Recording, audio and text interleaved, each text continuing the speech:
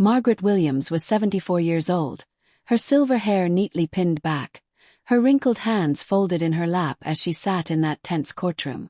She was a grandmother of 5, widowed for nearly 2 decades, and for most of her life she had been known as the kind of woman who gave more than she ever asked for. She cooked for her church, babysat for neighbors, and even used her pension to help her only son start a small business. People knew her as soft-spoken, gentle, never the sort to raise her voice in public. But on this day, in that courthouse filled with whispers and suspicion, everyone would learn that Margaret was far from weak. The case was supposed to be simple. Her greedy relatives had dragged her into court, insisting she didn't deserve the house her late husband had built with his own 2 hands. They claimed she was too old to live alone, that her memory was fading, that the property should be transferred for proper management. But Margaret knew the truth. It was about control, about money, about stripping her of the last piece of her dignity. She had come to fight, though most people thought she would lose. What no one expected was how far her relatives were willing to go. On the second day of trial, whispers rippled through the room. The judge had been approached. Bribe. They had tried to buy his decision. Margaret sat silently as her lawyer hinted at improprieties, and the opposing counsel smirked, confident that cash could bend justice. The judge looked shaken but pressed on. And then Margaret stood. Her voice was clear, cutting through the tension like a blade. "Your Honor," she said, pulling out a worn leather folder from her handbag. The room froze. The opposing side sneered, certain this old woman had nothing left to say that could matter. But when she opened the folder, photographs, signed documents, and even recorded statements spilled onto the table. Evidence so strong, so undeniable, that the smirks vanished in an instant. The judge leaned forward, his face tightening as he examined the pages. He looked at Margaret, then at the other side. He cleared his throat and said, "Mrs. Williams, this changes everything." Gasps filled the courtroom. The relatives who had mocked her turned pale. Margaret's hands trembled as she held her ground, her eyes wet but burning with resolve. The truth was finally out in the open. And just as the gavel was about to fall, sealing what could be the turning point of her life, the doors of the courtroom swung open. And in walked someone Margaret never expected to see. If this story already has you hooked, wait until you hear what happens next. Don't forget to like, comment and subscribe, because Margaret's fight is only just beginning, and trust me, you won't want to miss the next chapter. Before the courtroom, before the gavel and the whispers of bribery, Margaret Williams had lived a life that was not extraordinary in the eyes of the world but full of extraordinary sacrifice. At 74, her face was a map of wrinkles carved not only by time but by years of resilience, loss and quiet battles she had never told anyone about. To understand why she stood so firmly that day in court, you would have to know who she was, and what she had endured to reach that moment. Margaret was born in 1949 in a small Midwestern town where opportunities for women were scarce. She was the oldest of 4 children, and when her mother died young, Margaret became the second mother. At just 14, she cooked meals, cleaned clothes, and hushed her younger siblings to sleep. Her father worked long hours at the steel mill, so Margaret grew up quickly, carrying burdens that most children never had to. But she never complained, not once. Instead, she told herself that responsibility was love, and love was duty. Little did she know that this same sense of duty would one day be used against her by the very people she raised. She married young, at 20, and her husband Robert was her rock. He was a construction worker, broad-shouldered and hardworking, and together they built a modest but beautiful home on land Robert had inherited from his parents. Margaret poured herself into making that house a sanctuary. Warm meals always waiting, quilts stitched by hand, a garden that bloomed every spring with lilies and roses. When their only child, Edward, was born, she devoted her life to him with the same ferocity. But love, as Margaret would learn, was often thankless. Edward grew up smart and ambitious, but spoiled by Margaret's sacrifices. She worked 2 jobs, day shifts at the library and evenings as a seamstress, to pay for his education. When Robert fell ill with cancer, Margaret sold nearly everything of value to cover his treatments. She stayed by her husband's side until the very end, holding his hand as he whispered his last words. "Take care of yourself, Maggie. Don't let anyone take what's yours." She promised him that, tears running down her face. But promises are hard to keep when family tests you. Edward eventually married, and his wife, Claire, was the kind of woman who smiled sweetly in public but twisted words behind closed doors. She liked expensive things, designer handbags, gold jewelry, luxury vacations. Edward couldn't afford that lifestyle, but Margaret could in ways she didn't realize. After Robert's death, the house and land became solely hers. And slowly, bit by bit, Claire began to plant the idea in Edward's head that Margaret's home should belong to the next generation. At first, Margaret ignored the comments. "Oh, Mom," Edward would laugh nervously at dinner. "You don't need that big house all by yourself. Why not let us handle things for you?"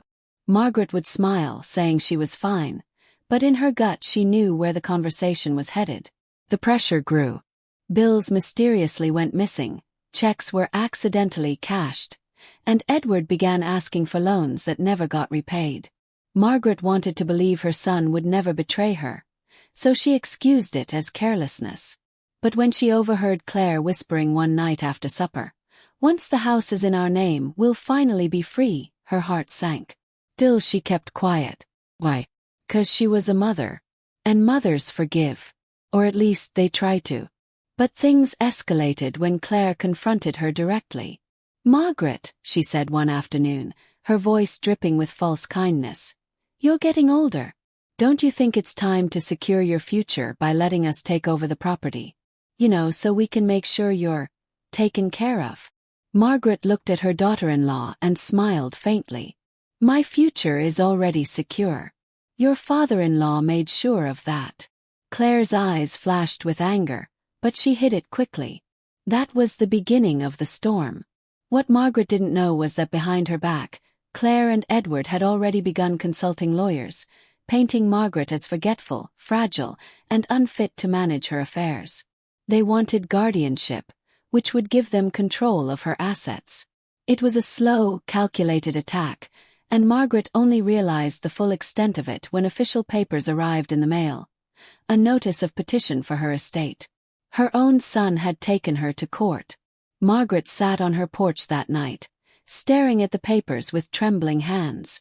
The cicadas hummed in the distance, the sun sinking behind the trees Robert had planted. Her tears dropped onto the ink, smudging the words, but one thought burned in her mind. This is what he thinks of me. After everything I gave. After every sacrifice. But Margaret was no fool. And she was no coward. Instead of crumbling, she gathered her strength. She began pulling out old documents, receipts, even Robert's handwritten letters. She made copies, filed them neatly, and tucked them away.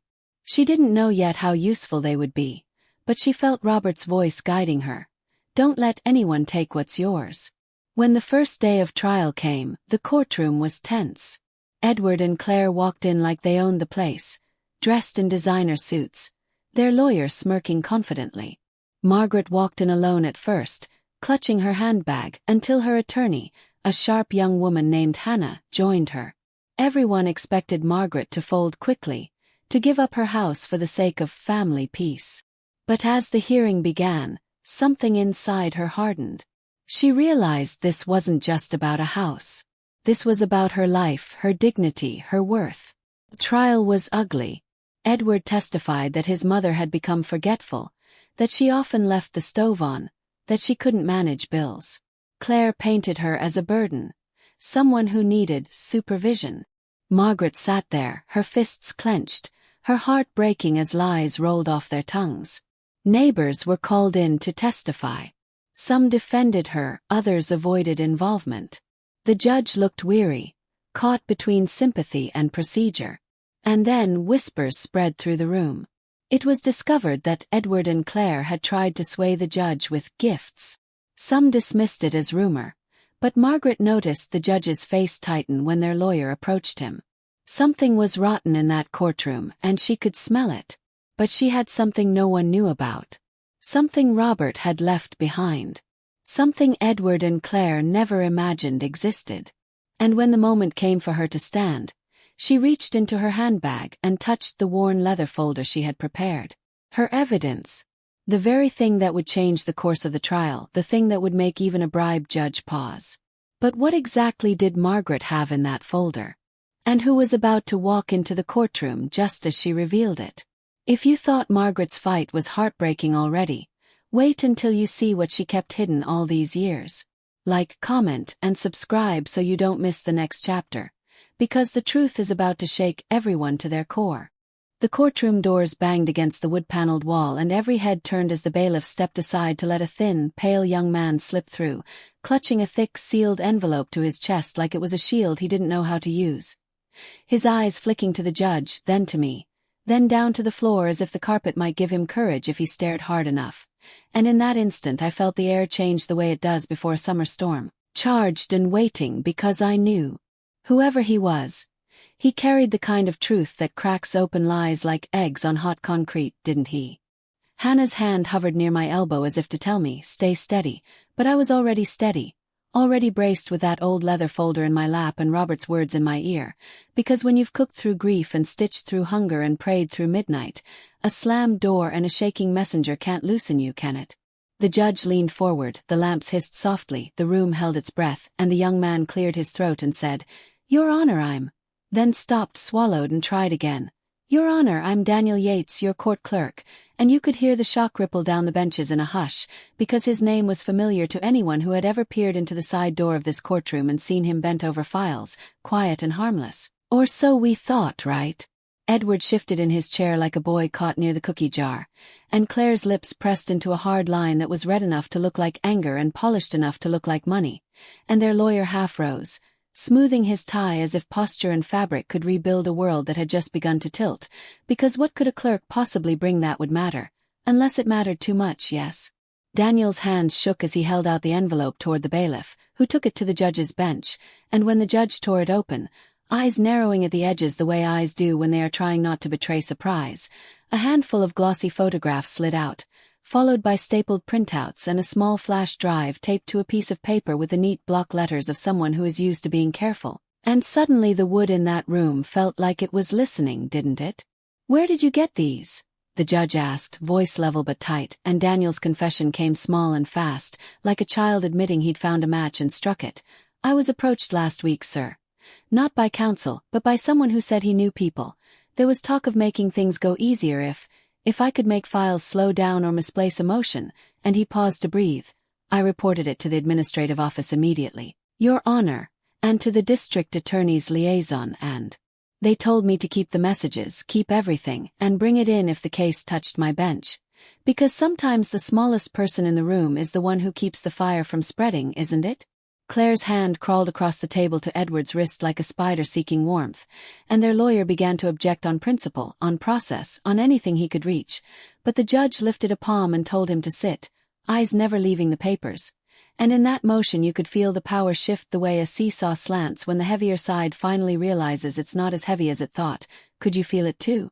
Hannah, bless her young fierce heart, stood and said, Your Honor, with the court's permission, we would like to mark those as potential exhibits for authentication. And she gave me a look that said, Now, Margaret, now is when you breathe, and I found myself breathing, counting the beats between my ribs the way I used to count stitches when I quilted at night for the community raffle. Because sometimes a woman has to keep her hands calm while the truth speaks for itself, don't you know?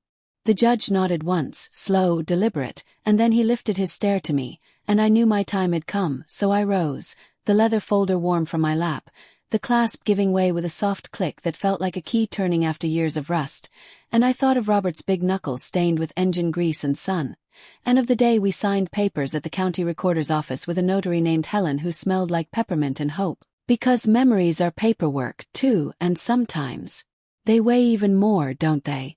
I laid the first document on the evidence table, the paper gone buttery soft with age but the ink still dark as if the words were stubborn, and I said, This is the warranty deed dated April 17, 1998, transferring our home in full to me in the event of Robert's death.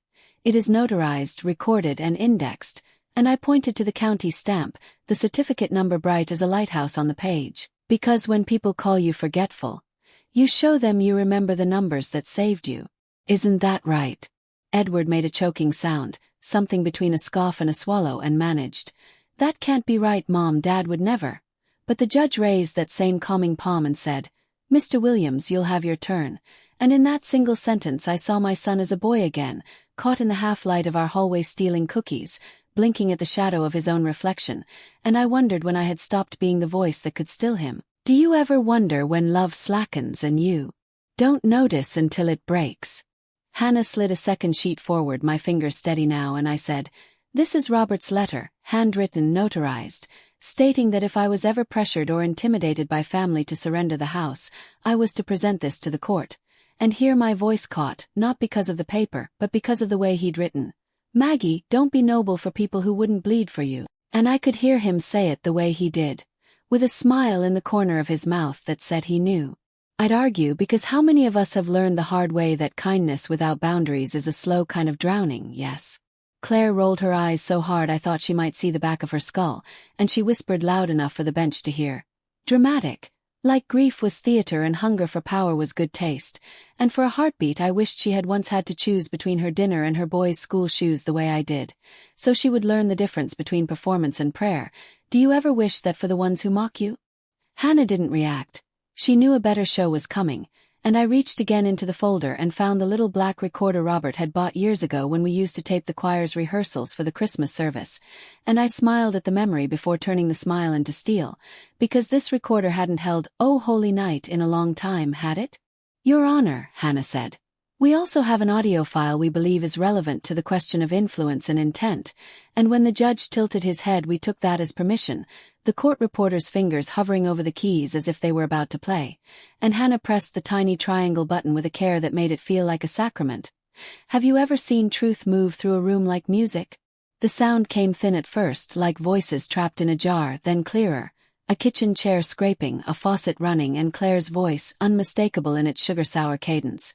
"Listen, Edward, I told you Derek can talk to a man who can talk to the judge's friend. It's not a bribe, it's a goodwill gesture to help an overworked system, do you understand?"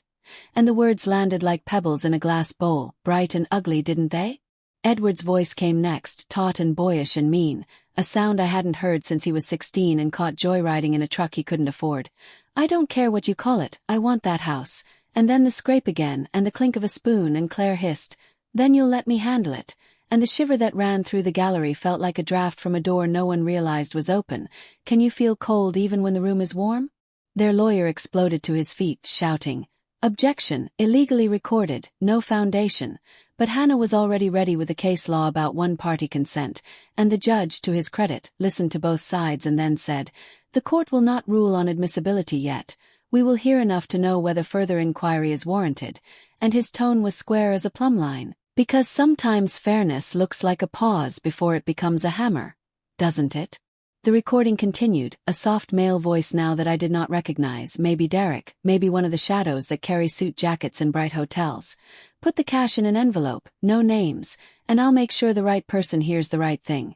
And in the background Claire laughed a little laugh that I had always hated because it had no joy in it, only victory. And if you've ever heard a hyena near lambs you know that sound, don't you? "Pause it," the judge said, and the bailiff pressed a button, and the silence that followed was thick enough to cut and serve, and the judge leaned back, eyes on Daniel now, and asked, "Are the text messages you delivered to the administrative office consistent with these voices and events?" And Daniel nodded, squeezing his hands together until the knuckles blanched. "Yes, Your Honor. Timestamps match the withdrawals the bank reported to the liaison." And there was that word again, bank, like a drum far away that still sets your feet marching. Can you hear it too? Hannah slid another item forward. A color printout from the bank's ATM camera, the date stamp sitting in the corner like a witness who takes neat notes, and the photo showed Claire's cousin, Derek, at 9:14 p.m., feeding a stack of 50s into a deposit slot, face turned enough to be corkscrewed by regret someday. And I thought of all the times I had tucked singles into church envelopes for the food pantry. How money can look like mercy or malice depending on its mission. And who controls the wind? Do you see it like I do? Claire's composure cracked, a tiny fissure, then three more, like ice on a lake when the thaw begins, and she snapped, "This is harassment. Even as her hand would not let go of Edward's wrist, nails whitening against his skin, and Edward hissed back, "Shut up." Not loud enough for the mic but loud enough for a mother, because we always hear the things that break us even when the world pretends it didn't happen, isn't that the truth?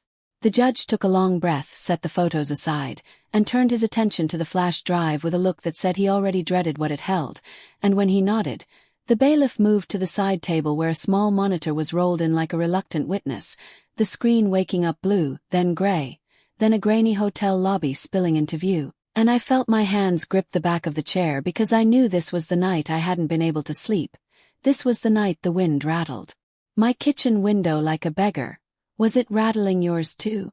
The footage showed a man with a messenger bag and a woman in a dark coat, the frame catching them half-turned, then fully, then glancing at a concierge who was pretending to be bored and failing, and the time code showed 9:46 p.m., and though the faces were not perfect, the posture was, and sometimes the way a person holds a room is as recognizable as a signature, and you could feel the gallery stitching identities to silhouettes with needle and thread made of gossip and certainty. Couldn't you? Hannah didn't name names, she didn't have to. She asked the judge to consider whether the woman resembled, in height and gait and hairstyle, the person seated at the plaintiff's table, and the judge frowned deeply, not at the question, but at the need to ask it, and he said quietly, "This court will refer potential criminal matters to the appropriate authorities," and his voice had a weight now, a weight that meant doors might lock and shoes might squeak down halls with bars, and I saw Claire's breath stutter. "Could you see it too?" "Your Honor," Hannah added, voice respectful and low, "we have one final piece for today," and she looked to me, and I slid out the last sheet I had dared to hope I would never need. The maintenance log from the county records office showing that the deed transfer had been updated again in 2012 to clarify survivorship with my trust, signed by the same notary who had retired, a woman named Helen Brooks who ran a church bake sale and believed in recipes and rules. And the ink of her name was still true because some signatures do not fade even when faces go home, do they? At the mention of Helen, the side door rustled again, and a sturdy woman with white hair and a cardigan the color of a robin's egg stepped in, clutching her purse as if it contained both cookies and commandments, and she said, "I'm here." Breathless, blushing at the interruption, I was told the court might need me to confirm my stamp, and in that simple sentence the case gained a grandmother not unlike me, one who had kept flour on her apron and law in her heart. And I could have wept because, when women like us show up, the floor remembers it was meant to hold, don't you think? The judge nodded to the bailiff, who swore Helen in, her voice steady in the oath the way it is steady while reading a recipe that never fails, and she testified that the deed was real, that the signatures were ours, that the record was true, and that any claims to the contrary were nonsense. And she said the last word like she was tossing out burned biscuits and starting again, and I thought, God bless the keepers of the stamps. Have you ever blessed an ordinary miracle? Edward sagged backward, a deflated jacket with a man lost inside it, and for a fraction of a second, our eyes met across years of bedtime stories and science projects and whispered promises, and the first time he said, "Mom," with a smile that could have stopped traffic, and I wanted to reach for that boy, I did. But then he looked away toward Claire like a compass reorienting north to a magnet I couldn't pry loose, and that was when I understood that sometimes love can't call a heart home if it has already rented the room to pride. Have you learned that too? The judge stacked the documents, the photos, the printouts, the fragile little machine of my recorder, and he pressed his palm flat on the pile as if blessing or containing it, and his gaze slid to Daniel, then to me, then to the counsel's table, and he said, each word clipped and clear, "This court will call a recess. Counsel for the petitioners will remain. Mrs. Williams and Ms. Carter, please remain. The court will also notify the district attorney." And the bailiff was already moving as if he had been waiting in the doorway of this moment for weeks. Can you see a man step into duty like a doorframe finally filled? But just as the gavel lifted to strike, the monitor crackled again and the hotel footage jumped forward as if a hand unseen had pressed fast forward. And a new figure stepped into frame, head bent, hat low, moving with the careful confidence of a person who believes they cannot be seen. And when the concierge lifted his chin in greeting, the stranger raised the envelope, and the camera caught just enough of his face to make the room suck in a breath all at once. Because it wasn't Derek, and it wasn't Claire, and it wasn't anyone from our side of the benches at all, was it? Hannah's fingers tightened on the back of my chair so quickly the wood complained, and the judge froze mid-strike, gavel hovering, as the frame sharpened and the stranger's profile tilted toward the light, and the court reporter whispered, "Oh my God," before catching herself because we all knew him, didn't we? It was the judge's old golfing partner, the one who sat in the front pew at every bar association luncheon, the retired magistrate who still advised on difficult dockets and had the judge's ear on Sundays after 9 holes, and he was reaching for the envelope with a smile that looked like courtesy from a distance and like hunger up close, and the room shifted in a way that said we were not done falling, were we? The gavel stayed in the air, the monitor froze on that smile, Daniel Yates covered his mouth like he might be sick, and the judge, our judge, went pale as the edge of a legal pad as he looked from the screen to the door and back again, and when he finally spoke, his voice cracked like a branch. "Bailiff, clear this courtroom, because sometimes justice has to lock the door before it can open the truth, doesn't it?" Backhand index pointing right. If this chapter kept your heart racing and your faith in quiet courage rising, don't miss what happens when closed doors force open the biggest secret yet. Like, comment, and subscribe now so you're first to hear the next chapter, because the next knock on that door will change everything. The bailiff's booming voice cut through the courtroom like a thunderclap. "All rise. Court is in recess." The gavel came down at last, not with its usual firm authority, but with a shaky weight that carried more questions than answers. The judge's pale face looked almost unfamiliar as he avoided eye contact with anyone, especially me. He muttered something to the bailiff, and within moments the gallery erupted in murmurs. The gallery benches creaked as people scrambled to their feet, whispering like waves rushing to shore. Reporters scribbled, neighbors craned their necks, and relatives scowled, clutching their handbags and papers like shields. But what hung in the air heavier than the whispers was the frozen frame on the monitor. The retired magistrate, once trusted, once untouchable, now forever captured on screen with that envelope of cash in hand. His profile was unmistakable. His history with the judge was well known in town. And suddenly, everything smelled of rot, because if one branch of justice could be swayed by money, how many others had already been broken in silence? The bailiff ordered everyone out, clearing the courtroom until only a skeleton crew remained. Myself, Hannah, the judge, Daniel the clerk, Claire and Edward with their lawyer, and Helen Brooks still clutching her purse like a shield. The heavy wooden doors swung shut behind the last onlookers, and the echo of that slam sent a shiver straight through me. Silence fell. The kind of silence that makes your heartbeat sound too loud in your ears. The judge ran a hand across his face, looking older in that moment than I had ever seen him. This complicates everything," he whispered, more to himself than to us. Hannah's chin lifted, steel flashing in her young eyes. "Your Honor, with respect, what it does is clarify everything. There has been an attempt to influence this court through improper means. And now we have evidence not only implicating the petitioner's associates but, perhaps, others as well." The judge's lips pressed into a thin line. He shot a glance at Daniel, who looked as if his legs might give out beneath him. "Sir," Daniel stammered, I didn't know it went that far. They told me to hold on to the proof until someone important asked. I thought I was protecting the court. I didn't think." His voice cracked. Edward slammed a hand on the table, startling everyone. "This is absurd," he shouted, face flushed crimson. "You're all making it sound like some grand conspiracy. It was just a mistake, a misunderstanding. My mother is exaggerating, she always exaggerates. She can't handle her affairs anymore, and you're all letting her spin this into some circus." But the words came out too loud, too desperate, echoing off the paneled walls like a guilty plea. Claire hissed at him to sit down, but the damage was done. His voice betrayed fear, not confidence. I stood, my knees creaking but my resolve steady. "A mistake," I said, my voice firm enough to still the air. "Edward, you tried to take the only thing your father and I built with our own hands. You let greed swallow whatever love you once had. And you call me a burden. Look around this room. Who's standing on truth, and who's drowning in lies?" The silence after my words was thick. Even the judge didn't speak right away. Claire shifted in her seat, her perfectly painted mask beginning to slip, her eyes darting toward the locked doors as if calculating escape. Helen Brooks cleared her throat, steady and unafraid. "I may be an old woman, but I know a scheme when I see one. And I will testify under oath to every word I signed on that deed. Don't you dare think you can buy or bully people like us, young lady."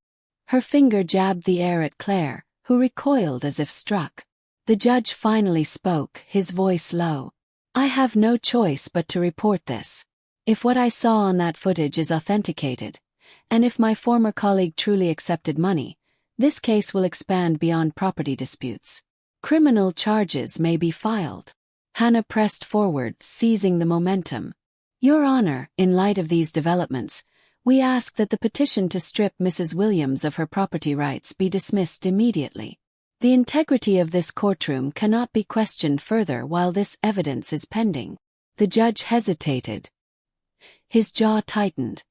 His eyes darted toward the monitor again, lingering on the face of the retired magistrate, before sliding back to me. And then, in a voice that cracked just slightly, he said, "This court will reconvene tomorrow morning at 9. Until then, all evidence will be secured under court protection. Bailiff, see to it." The bailiff nodded, collecting the recorder, the documents, the photos, and the flash drive into a locked case.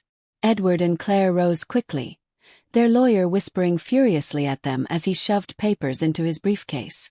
Their faces were pale, brittle, like porcelain about to shatter. As they passed me, Claire leaned close enough that only I could hear. Her whisper was venom. "Don't get comfortable, Margaret. You don't know the kind of people you're up against." Her breath was hot against my ear, her words sliding like poison down my spine. But I turned my head, met her eyes, and answered just as quietly. "And you don't know the kind of woman you picked a fight with." The bailiff opened the door, and they swept out in a storm of perfume and fury. I sank back into my chair, exhaling for what felt like the first time all day. Hannah put a hand on mine. "You did well," she said. But her eyes were troubled.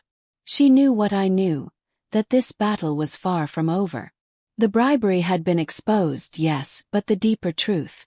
The rot went further than any of us had guessed. As we gathered our things, the judge stood slowly, his robe heavy on his shoulders. He leaned over the bench and said, so softly I almost missed it, "Mrs. Williams, be careful. This case, it's bigger than you realize." Then he left through his private door, leaving us with that warning echoing in the stillness. And I couldn't help but wonder, if even the judge was afraid, what exactly had I just walked into? If you thought this was intense, wait until you see just how deep this conspiracy runs. Don't forget to like, comment, and subscribe, because in the next chapter, the real battle for Margaret's life and legacy begins. That night I didn't sleep. The words of the judge echoed in my ears like a broken record. "This case, it's bigger than you realize. Bigger than me. Bigger than the lies of my son and his wife. Bigger than the stack of evidence I had guarded like treasure." The thought kept me pacing the length of my living room, my fingers brushing over the framed photographs on the mantel. Robert in his work boots, Edward as a boy with a toothy grin, the grandkids with their faces still innocent, untouched by greed. The house was quiet, too quiet. The ticking of the old grandfather clock felt louder than usual, every chime drilling into my chest. I checked the locks twice, then 3 times. Something about Claire's whisper in the courtroom, "You don't know the kind of people you're up against," had burrowed into my bones. That woman didn't threaten unless she had something to back it up. I made myself tea, chamomile, the way I always did when my nerves frayed. But when I lifted the cup, my hands shook so badly the tea spilled over the rim, staining the saucer. "Pull yourself together, Margaret," I whispered, forcing the cup back onto the table. Yet deep down I knew. I was not being paranoid. They were going to come after me. Midnight I heard it. The crunch of tires on gravel outside. My house sat far from the main road. No one came down that drive by accident. I froze, every muscle tensing, my breath caught halfway in my throat. The headlights swept across my curtains, then cut out. Silence again except for the cicadas outside. I stepped carefully to the window, parting the lace curtain just enough to peek. A dark SUV sat at the end of my drive, engine idling low. I couldn't make out the faces, but I saw the glow of a cigarette tip flare in the dark. My heart hammered. This wasn't Edward. He drove a silver sedan. No, this was someone else. I backed away, fumbling for the phone. My hands dialed 911 before I even realized what I was doing. "This is Margaret Williams," I whispered, my voice shaking. "There's a vehicle outside my house, just sitting there. I think someone's watching me." The dispatcher was calm, reassuring, but it felt like years before the red and blue lights flashed down my drive. By the time the sheriff's car pulled up, the SUV was gone. Vanished into the night like it had never been there. "Probably some kids messing around," the deputy said, shining his flashlight across the empty gravel. But the way his eyes lingered on the tire tracks told me he didn't believe it, not really. He took my statement, promised to patrol the area, and left me alone again. I sat at the kitchen table till dawn, the folder of evidence clutched in my lap. Sleep never came. Only questions. Who had been in that car? Was it Claire's people? Was someone trying to scare me into silence? Or worse, were they planning to take more than just my house? By morning, Hannah arrived, her hair tied back in a messy bun. Eyes sharp despite the lack of sleep I could tell she'd had. She slammed her briefcase onto the table. "I've been digging," she said, no greeting, no small talk. "You were right. It's bigger. Claire's cousin Derek has connections to a developer, one who's been trying to buy up property all along this county road. Your land sits right in the middle. They're not just after your house, Margaret. They're after everything." The words made my stomach twist. "So this isn't about Edward wanting his inheritance early?" Hannah shook her head. "Maybe it started that way. But they've roped him into something much larger.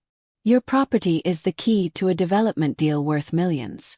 If they can prove you're unfit and transfer the title, they'll sell it in a heartbeat. Millions." My knees buckled, and I gripped the edge of the counter to keep from falling. All these years, I'd tended that land like it was part of my soul. Robert had built this home with sweat and blood, never thinking of millions, only of giving his family roots. And now my own son had opened the door to people who would bulldoze it without blinking. I felt anger rise hotter than fear. "Over my dead body," I muttered, my voice trembling not with weakness but with rage. Hannah nodded firmly. "Then we fight harder. But Margaret, you need to know. This isn't going to stay inside the courtroom. These people play dirty. They'll try intimidation, manipulation, maybe worse. Are you ready for that?" I looked at her, this young woman with fire in her eyes, and I thought of Robert again. "Don't let anyone take what's yours." I straightened my back. "I've fought my whole life, Hannah. I'm ready." But even as I said it, the phone rang, shrill and cutting. I picked it up, and at first there was only silence. Then a low male voice, gravelly and unfamiliar. "Drop the case, Mrs. Williams. Or next time, the SUV won't just sit in your driveway." The line went dead. My hand shook as I set the receiver down. Hannah's face went pale. She grabbed my arm. "Margaret, you have to let me call the sheriff again." But I shook my head slowly. "No," I whispered. "We don't just call for help. We gather more. If they want a war, then I'll show them what kind of woman they've underestimated." Outside, a crow landed on the fence post, cawing sharply like an omen. I knew this was only the beginning. The courtroom battle had spilled into my home, into my nights. And the people against me weren't going to stop. But neither was I. Because I wasn't just fighting for land or for pride. I was fighting for Robert's memory, for my dignity, for every sacrifice that had been twisted into mockery. The storm had broken, and the real war had begun. If you thought the courtroom was dangerous, wait until you see how far they'll go outside those walls. Don't forget to like, comment, and subscribe, because in the next chapter, the threats turn deadly, and Margaret will face a choice that could change everything. The next morning, I awoke with a start, not because I'd slept, but because I must have drifted off at the kitchen table, my head resting against the folder of evidence like it was a pillow. My neck ached, my back screamed, and my eyes felt heavy with grit, but when I blinked them open, the sunlight streaming through the window brought no comfort. On the porch sat a box. It hadn't been there when I finally closed my eyes. Someone had crept onto my land while I slept, bold as anything, and left it right on the doormat. A plain cardboard box, sealed with duct tape, no label, no address. My breath caught in my throat. I stood frozen in the doorway, staring at it. My first thought, a warning. My second thought, a bomb. My third, it doesn't matter. Whoever left it wanted me afraid. Hannah pulled up just then, her little blue sedan crunching gravel. She stepped out, coffee in one hand, briefcase in the other. Her heels clicking too confidently for a morning like this. "Good morning," she stopped short when she saw my face. Pointed at the box. "It's been sitting there." Her eyes narrowed. Without hesitation, she set her coffee on the hood of her car and strode forward. "Don't touch it," she said, her voice clipped. She dialed her phone with the other hand. "Sheriff's office. Yes, we need the bomb squad at Margaret Williams's address." Minutes stretched like hours until the sheriff himself arrived, followed by 2 deputies. One of them carefully slit the tape with a long blade while the rest of us stood back. The box creaked open. Inside were no explosives. No wires. Just a single item. Dead crow. Its black feathers were matted, its wings stiff, its eyes glassy. And on its neck, strung like a grotesque necklace, hung a note scrawled in red marker. "Silence is survival." I clutched my chest, bile rising in my throat. Hannah swore under her breath, something sharp and unladylike. The sheriff lifted the box gingerly, face grave. "They're escalating," he said. "This isn't just a property dispute anymore, Margaret. This is intimidation, plain and simple. And it's criminal." I nodded, my knees weak, but inside me something else stirred. Anger. They thought they could scare me with dead birds and midnight cars. They thought age made me weak, fragile, easy to break. They had no idea that women like me, women who had buried husbands, raised children, stitched wounds both physical and unseen, don't bend easily. We harden. Still, the image of that lifeless crow haunted me all day. Even as Hannah and I sat with the sheriff giving statements, even as he promised extra patrols, even as neighbors peeked from their porches whispering rumors, I kept thinking, if they could leave a dead crow, what else could they leave? That night I double-checked every lock again. I even wedged a chair under the back door handle, something I hadn't done since Robert was alive. I placed the leather folder under my pillow like a child hiding candy, though the edges dug into my cheek. My body ached with exhaustion, but my mind whirred with suspicion, dread, and fury. 2 in the morning I heard it again. A noise at the window. A scratch, faint but deliberate, like fingernails against glass. I shot upright, my heart hammering. I held my breath, straining to hear. Another scrape. Then a shadow shifting just beyond the curtain. I crept toward the window, my hand trembling as it reached for the fabric. I yanked it back. And there he was. A man in a dark hood, face hidden, standing just feet away. He lifted a finger to his lips, and then slammed his palm flat against the glass with such force I stumbled backward. The sound reverberated through the house, sharp and menacing. Then he was gone, swallowed by the night. I collapsed into the nearest chair, my whole body trembling. For the first time, fear clawed at me so hard I wanted to give up. To drop the case. To let them take the house, the land, everything, if only to stop the terror. But then I heard Robert's voice again, faint but firm in my memory. "Don't let anyone take what's yours." I closed my eyes and whispered, "I won't, Robert. I won't." By morning I was on the phone with Hannah. "It's not just intimidation anymore," I told her. "It's a war. And I need to know what weapons I have left." She was silent for a long time, then said, "Margaret, I've been holding something back. There's a piece of evidence I haven't shown you yet. Something Robert gave me years ago before he passed. He came to me when I was just a law intern. Said to keep it safe for you in case a day like this ever came." I nearly dropped the phone. "What are you talking about?" Hannah's voice hardened. Meet me at my office this afternoon. You'll understand then. My breath hitched. Robert. He had seen this day coming. He had left me one final weapon. And I realized in that moment, this fight was far from over. It was only just beginning. If you thought a dead crow was chilling, wait until you discover what secret Robert left behind all those years ago. Like, comment, and subscribe. Because in the next chapter, the hidden truth will finally come to light, and it will change everything. The drive to Hannah's office felt longer than it should have, though it was only 20 minutes into town.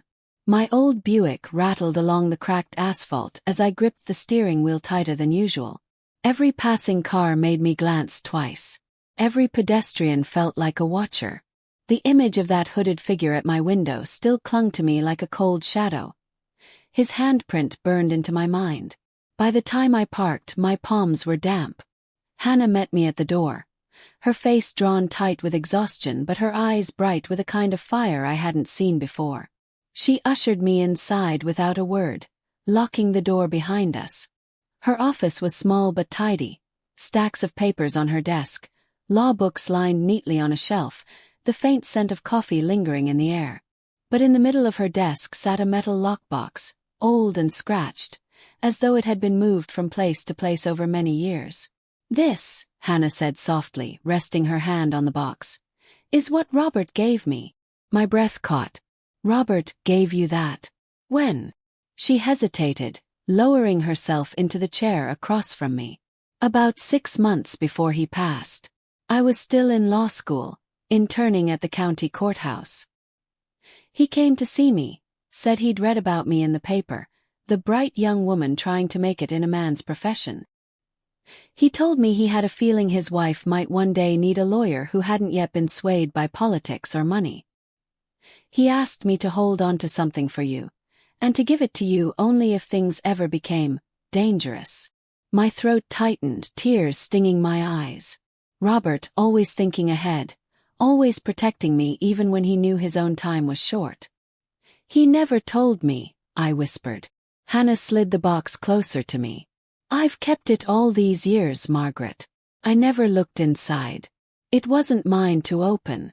But I think now is the time." My fingers shook as I turned the key she handed me. The lock clicked open. I lifted the lid slowly. Inside lay a stack of documents, thicker than I expected. At the top was a handwritten letter, yellowed at the edges but still neat, Robert's strong script immediately recognizable.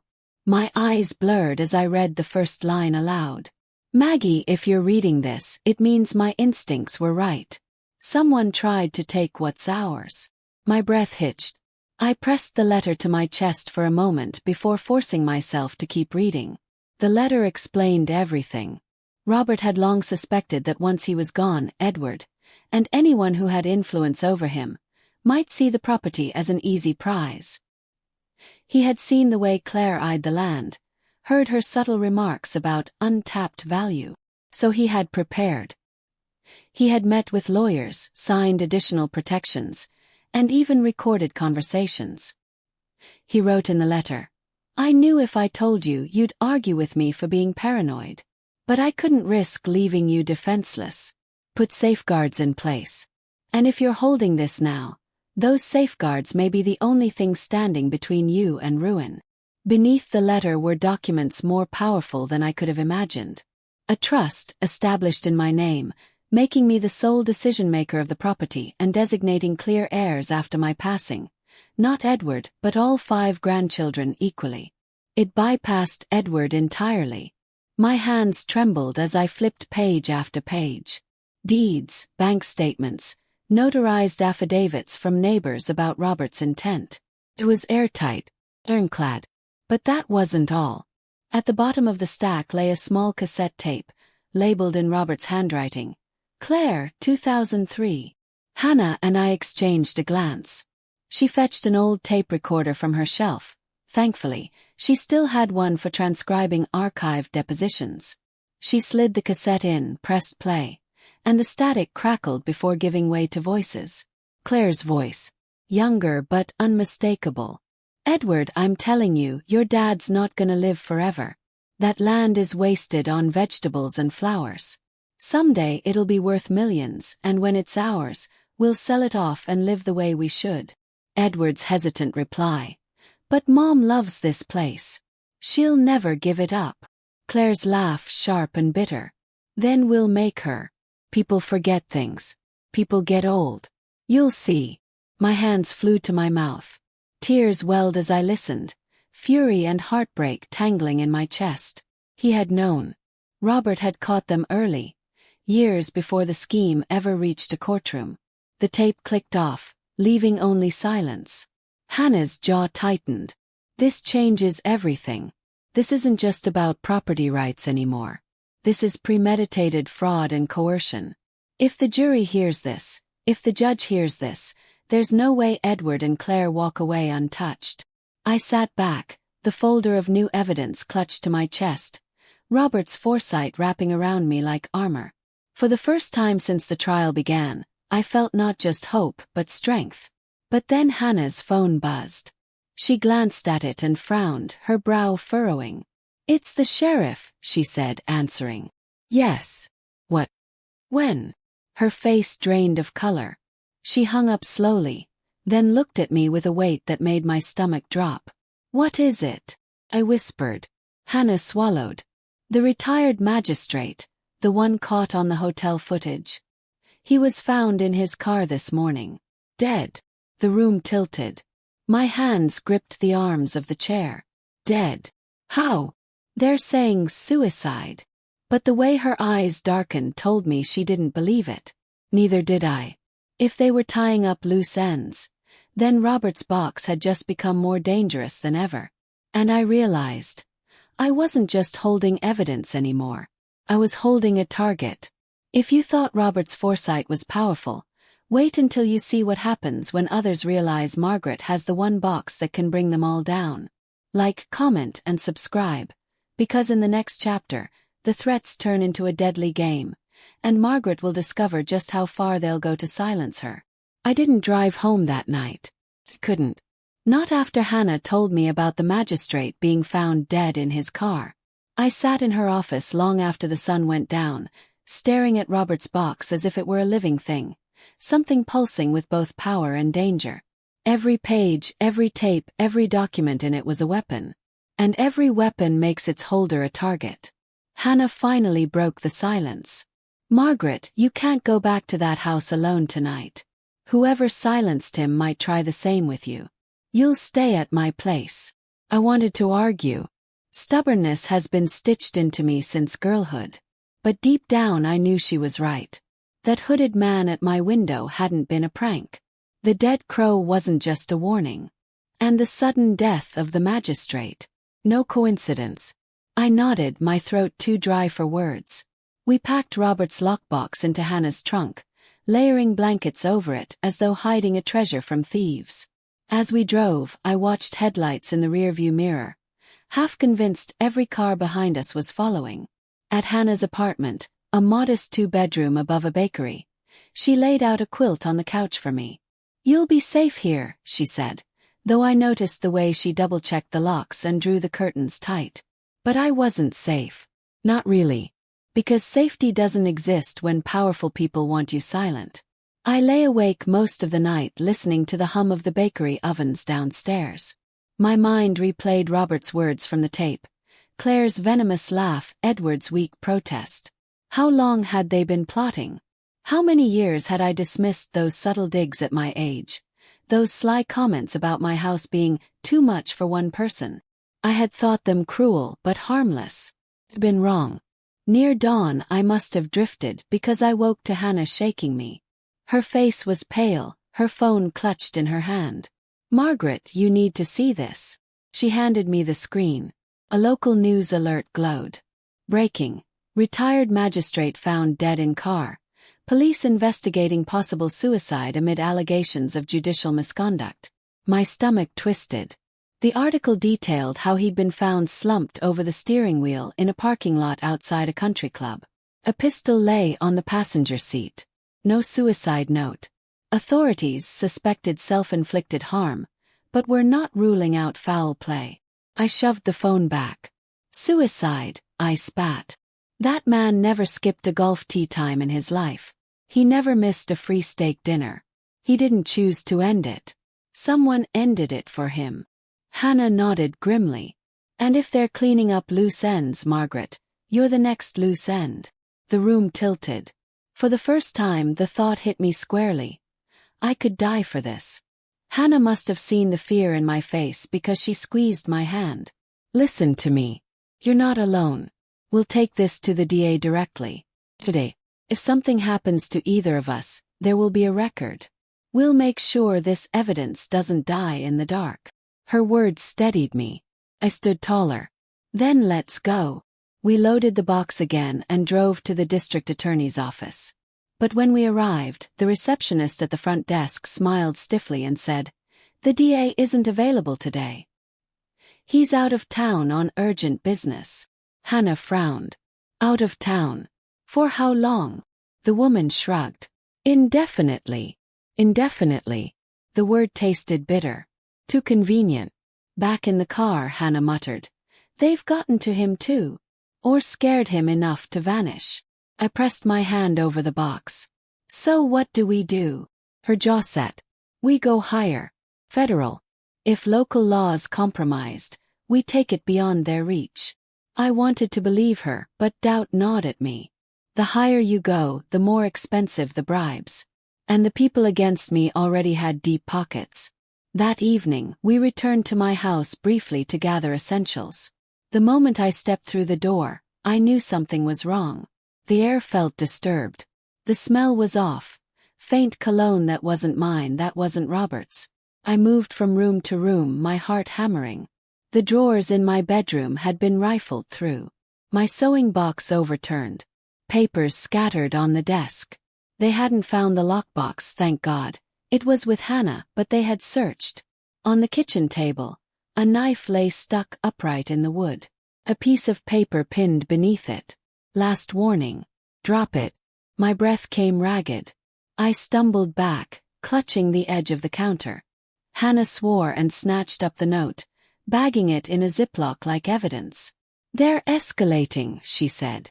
They know we have something. But they don't know everything. That's our advantage. I pressed my hand to my chest, whispering to Robert's memory. They want a war, love? Then they'll get one. But even as I said it, I heard tires outside. Headlights swept the window. My blood turned to ice. Someone was pulling into the driveway. If you thought a dead crow and a midnight intruder were terrifying, wait until you see what happens when they finally come face to face at Margaret's own doorstep. Like, comment, and subscribe. Because in the next chapter, the fight comes home, and Margaret must decide whether to stand her ground or run for her life. The beam of headlights cut across my living room wall like a blade, and every hair on my body stood on end. Hannah froze beside me, her briefcase clutched like a weapon. The car engine idled outside, low and menacing, its rumble vibrating through the floorboards. For a few long seconds, neither of us breathed. Then came the sound. Doors opening, footsteps on gravel. More than one pair. Margaret, Hannah whispered, her voice tight. We need to move. Now. I shook my head, my hand pressed against Robert's old oak table. No. I've run enough in my life. This is my home. My words trembled, but the fire in me did not. The knock came, sharp and deliberate. Not the polite rap of a neighbor, but the thud of someone who wanted to be obeyed. Hannah pulled out her phone, already dialing 911. But before she could finish, a voice boomed through the door, muffled but clear. Mrs. Williams, we know you're in there. Let us in, and nobody gets hurt. My blood ran cold. Nobody gets hurt. That meant they were ready to hurt someone. Hannah pressed the phone to her ear, whispering quickly to the dispatcher. I glanced at the knife still wedged in my table from the earlier threat, and without thinking, I yanked it free. My hand shook, but I held it tight. Robert's voice echoed in my head. Don't let anyone take what's yours. The voice outside spoke again. Last chance, Margaret. Drop the case or tonight gets ugly. Then the crash. Glass shattering as a brick flew through the front window. Shards rained across the floor, sparkling in the lamplight. I screamed despite myself. Hannah ducked low, pulling me down with her. Red and blue lights. At first I thought my eyes were playing tricks, but no. The sheriff's cruiser barreled down my driveway, sirens wailing. The intruders bolted, their footsteps pounding back to the SUV. Tires screeched, gravel spat into the air, and they were gone. Deputies rushed in, flashlights sweeping across the broken glass. The sheriff himself stormed through the door, jaw tight. "Margaret, are you all right?" I nodded, still trembling. Hannah rose, explaining quickly. "They tried to force entry. We called as soon as they showed up." The sheriff's eyes darted to the knife in my hand. "Good thing you didn't try to fight them yourself." But I squared my shoulders, my fear shifting into anger. "And what would you have me do, Sheriff? Sit here and wait until they drag me out?" His mouth opened, then closed. He had no answer. They took our statements, promised increased patrols, promised safety. But promises meant nothing now.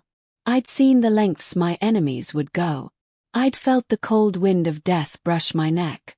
After the deputies left, Hannah and I sat in the wreck of my living room, glass crunching under our shoes. "This can't wait," she said.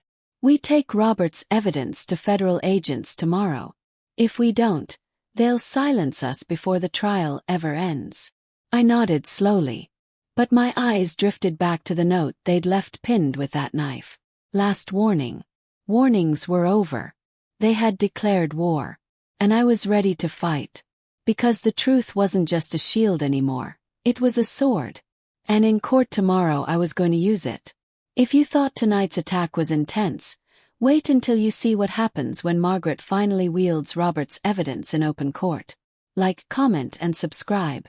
Because in the next chapter, the final showdown will leave the judge with no choice, and justice will hit harder than anyone expects. The courthouse steps felt heavier that morning, as though every ounce of fear from the last few nights had sunk into the stone beneath my feet. I walked slowly but upright, clutching Hannah's arm, the weight of Robert's lockbox secured against her hip like a shield. Every reporter's flashbulb burst felt like lightning, and every question shouted from the crowd. "Mrs. Williams, are you afraid? Do you have proof of bribery? Is it true there were threats against your life?" Stabbed into me like arrows. I didn't answer.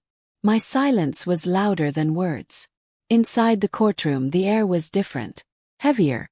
The gallery was packed wall to wall, whispers swelling like a storm. Edward and Claire sat stiffly at their table, their lawyer whispering furiously at them. Claire's lipstick was too red, too perfect, but her hands betrayed her, tapping against the table in nervous rhythm. Edward looked older somehow, bags under his eyes, his tie crooked. The arrogance that had carried him before was cracked. The judge entered, his face ashen, the gavel striking harder than usual. "This court will come to order." His eyes flicked briefly to me, and for just a second, I saw something human there. Fear, maybe, or perhaps resolve. Hannah rose. "Your Honor, before we continue arguments, we must submit newly discovered evidence. Evidence safeguarded for years by Mr. Robert Williams, anticipating precisely the kind of coercion we now see in play." The judge hesitated. Then, with a slow nod, "Proceed." Hannah placed the lockbox on the evidence table. My heart thudded as she opened it, her hands steady. One by one she laid out the documents. The trust bypassing Edward, the deed transfer sealed years before, the notarized statements, and finally the cassette tape. "This trust," she said firmly, "removes any doubt of Mrs. Williams's mental competence. It was executed while Mr. Williams was alive, witnessed, and notarized. It establishes sole survivorship rights to his wife, and it ensures the property remains in the family through the grandchildren, not subject to the manipulation of Edward Williams or his wife." Edward leapt to his feet. "That's not fair. That's not." The judge's gavel cracked. "Sit down, Mr. Williams." Hannah pressed on. "And this," she lifted the tape recorder, "is a conversation recorded by Mr. Williams himself in 2003. The voices are clear. They show premeditation, Claire plotting to seize this property long before today, Edward complicit. If admitted, this will prove fraud, coercion, and intent. Tape played. Claire's laughter, younger but unmistakable, echoed through the courtroom. Then we'll make her. People forget things. People get old. You'll see. Gasps rippled through the gallery. Reporters scribbled furiously. Claire's face drained of color, her hands clenching into fists. Edward buried his face in his hands. But Hannah wasn't finished. She lifted the final piece. The letter Robert had written. His voice on paper, his foresight, his love. She read aloud. Maggie, don't be noble for people who wouldn't bleed for you. Protect what's yours. Protect yourself. My eyes blurred with tears. Robert's words rang through that courtroom like a bell tolling for truth. The judge leaned forward, his voice low but carrying. Mr. Williams. Mrs. Williams. He looked at Edward, then at Claire. Do you deny these voices are yours? Do you deny the contents of this trust? Claire sprang up, her mask shattering. This is a setup. That tape is fake. You can't do this. Enough, the judge thundered. This court has heard enough. The evidence is overwhelming. The petition is denied. The property remains with Mrs. Williams. Furthermore, this court is referring the matter of potential fraud, attempted bribery, and intimidation to the district attorney's office for criminal investigation. The gavel struck. Final. Irrevocable. For a moment the room was still. Silent. Then chaos erupted. Reporters surged forward. Deputies moved to restrain Claire as she screamed curses. Edward sagged into his chair, pale and broken. Hannah wrapped her arm around me, holding me upright as relief and grief collided in my chest. I had won. But victory tasted bittersweet. My son sat across from me, destroyed by his own greed. Claire's venom no longer scared me, but it left scars all the same. Robert had been right all along. Kindness without boundaries had nearly drowned me. As deputies escorted Edward and Claire out, he glanced back at me, eyes hollow. For a fleeting second, I saw my little boy again, the one who once clutched my hand on the first day of school, the one who used to bring me dandelions from the yard. And my heart cracked. But I stood tall. Because love doesn't mean surrendering your soul. When I walked out of that courtroom, the cameras flashing, the questions flying, I didn't feel like a victim. I felt like a woman who had finally drawn the line. And maybe that's the lesson. Don't mistake silence for weakness. Don't mistake age for surrender. And don't ever underestimate a grandmother who still has fight left in her bones. Because when they tried to bribe the judge, they didn't count on Robert's evidence. They didn't count on my resolve. And in the end, justice had no choice. If Margaret's story moved you, let it remind you. No matter your age, your voice matters, your truth matters, and your fight matters. If you believe in standing up for what's right, even when the odds are stacked against you, like, comment and subscribe. And share this story, because someone out there needs to know they're stronger than they think.